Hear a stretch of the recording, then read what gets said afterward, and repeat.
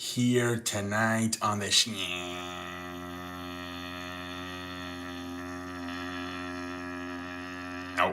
All right, ladies and gentlemen, we actually have some news today. Let's start off with SmackDown real quick. And that show's very tough to watch. Start off with what Tiffany Stratton, then Nia Jackson, came out. I think then Io Sky and Rhea Ripley came out, led to a women's tag team match between Io Sky and Rhea Ripley versus Lash Legend and Nia Jax. I think the match got thrown out disqualification for no reason, and I think Io Sky put there was a table and she did a dive and put Nia Jax to the table, and then I think Lash Legend put Rhea Ripley to the security barricade, and that was it. I don't know why the referee even called it off. I'm pretty sure that it hadn't been 10 seconds where there was a count. I don't know what the hell they counted.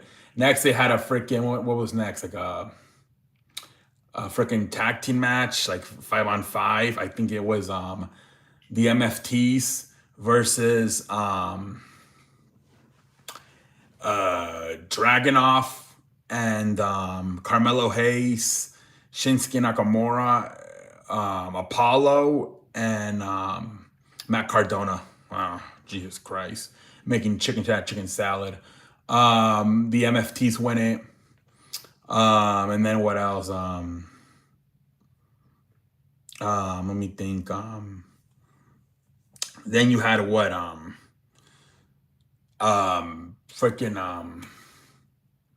Shit, let me think what else happened. Trick Williams faced Ray Phoenix. Trick Williams won. That was a good one. You had Jade Cargill versus Jordan Grace for the women's champion. This is, I think, the first time she put in the line since she's won the title. Jesus Christ, it's been like 3 months. Jade Cargill wins. They had Dominic and Raquel Rodriguez and Liv Morgan out there having a Valentine's Day. So they're still teasing whether Liv is going to choose, whether she's going to choose Jade Cargill or Stephanie McCoy. And then the freaking main event was pretty much it's a good main event, triple threat match, man. Sami Zayn, Jacob Fatu, and Cody Rhodes. McIntyre interferes, and the referee can't do anything. It's a no disqualification triple threat match. He's trying to do everything he can to have fucking Sami Zayn wins. Takes Jacob Fatu out with a Claymore. Then he takes Cody out with a Claymore. He puts Jacob Fatu to a table. But then Cody kicks out of the fucking. The referee's checking on Jacob, so he's late to count out. So Cody has time to kick out. Then Sami gets mad. He doesn't want He doesn't want Drew to help him win, so he hits him with the Huluba kick. And then Cody hits him in the back with the Cody Rhodes, the Crossroads, and then Cody wins. And so Cody Rhodes advances to the Elimination Chamber. But the story here is pretty much saying that he out of all three, he wants Sami Zayn, right? He thinks he's the weakest out of the three. So they're gonna throw probably Jacob Fatu in there. I don't know how, but it's probably gonna be a triple threat match, probably. Cody, Jacob Fatu, and Drew McIntyre. They have to. There's no way they're gonna do another fucking Cody Rhodes McIntyre. There's no fucking way, dude. They had that match on fucking multiple, like on pay-per-views. Like I think they even have it for free on SmackDown at times. There's no way they're gonna keep doing that. No fucking way. Whatever. The show is very up and down, man. It's just what you know how SmackDown is, man. They just don't have enough to do a 3-hour show, but I mean they're getting paid like $3 billion. So I mean if they want a 3-hour show, I guess they're gonna have to give them a 3-hour show.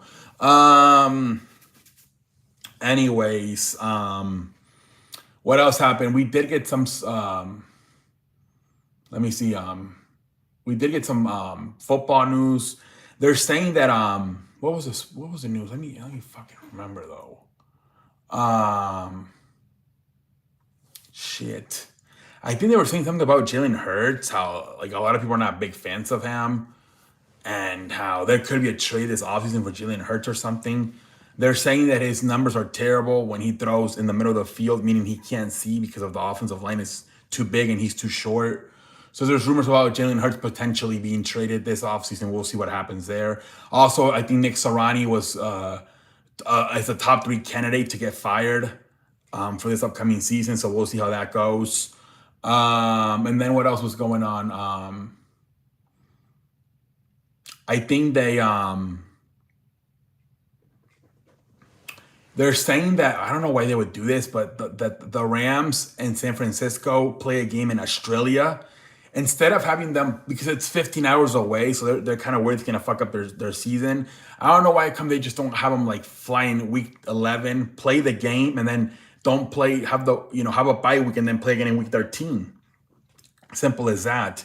But instead they're talking about having them play the game in August before the season actually starts. So I guess they would play in August and then they wouldn't play in week 1. I don't know why they make it so complicated. Just play in any fucking week in the regular season and then just have both of them have a bye week at the same time. And like I said, week 11 and then bye week and then play again on week 13. I don't know why they're making it so complicated, but there's talks that they're thinking about doing that game in Australia between Rams and San Francisco in the summer.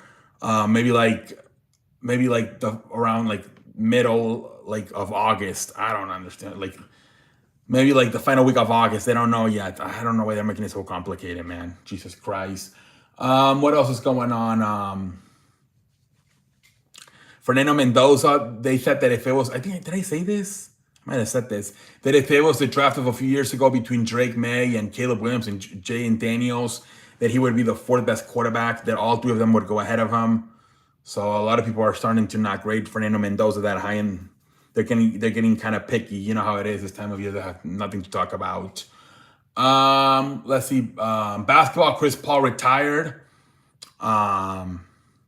So finally he spent the first few months in the Clippers, but then he got sent home because he was strung again along with both the coach and the players. And he got traded to Toronto. I think today he got released by Toronto and he retired. Kind of weird though that he got released and then he decided to retire. But anyways, so Chris Paul's career is finally over. I think he played like what was it? It was a long career, over 20 years. So sucks he never won a ring, man. But the career is over. Chris Paul finally retires, man. So the banana boat is over, right? The only one left is LeBron. All of the other guys are retired from the banana boat. Let's see here. What else? Is that it already? Oh no! Also in basketball, there was this guy came on today, and he's really smart. His name is Ethan Schaffer, I think his name is, and he was talking about how to fix some stuff in the NBA, and he was saying that back in the day, like in the '90s, the lottery was like nowadays you tank because the more you lose, the more games you get more balls in the thing, right, in the pit. But back in the day in the 90s, everybody would get the same amount of pits. But then what happened was the Magic got the first pick back-to-back years. They got to draft Shaq and Penny Hardaway, and that's why they switched it. And ever since then, now they started tanking. So we're saying we got to go back to the other way back in the 90s where you would just get one ball and you would get lucky whether you were the 1 seed or you were the fucking the 11 seed or whatever. And that's actually true, man. They should just go back to that, man. If somebody gets back-to-back first-round picks, the hell with it, man, honestly. At least it would stop the tanking. The reason people think is because the more they lose, the more balls they get. Obviously, the more balls you have, the more chances you have to win the lottery. They got to go back to maybe back in the day, man. And then I think the final one he said was the All-Star break about how the players, they don't really care about playing in the game. They care about making it because they want it to say in their profile, 3-time All-Star, 5-time All-Star, 10-time All-Star. Where if the commissioner is, instead of the fans voting, he picks the players that he thinks have been the best players for the All-Star break. But then they go in the game and they don't play good. The next year he was not going to choose them, and then players are not going to be able to say anymore. Like LeBron, I think he's like 23-time All-Star, 22, whatever it is, But if he's talking shit in it, the commissioner have the ability to, I'm not going to pick you next year then. Like Jokic never does anything in the All-Star break. So Jokic, you're really good, but anytime I choose you to the All-Star game, you dog shit. So this guy sounded pretty smart. Ethan Schaffer, I think his name was. Really smart, man, on ways to fix basketball, man. Mainly the lottery and the All-Star game. Because that is true. Guys do like to say all the time, I'm a 5-time All-Star, I'm a 10-time All-Star, right? But if you don't actually get chosen by the commissioner, you can't say that anymore. That might motivate players to actually try to play because they know they're not going to be able to make it in the following year. They're not going to get chosen by the commissioner if they dog shit it. But anyways, we'll see. There was some more ways to possibly try to fix it, but who knows? I think that's it. I think that is it. All right, ladies and gentlemen, I'm gonna call it a night. Have a good night, everybody. Hala. I will see you tomorrow. Hala, hala, hala, hala, hala.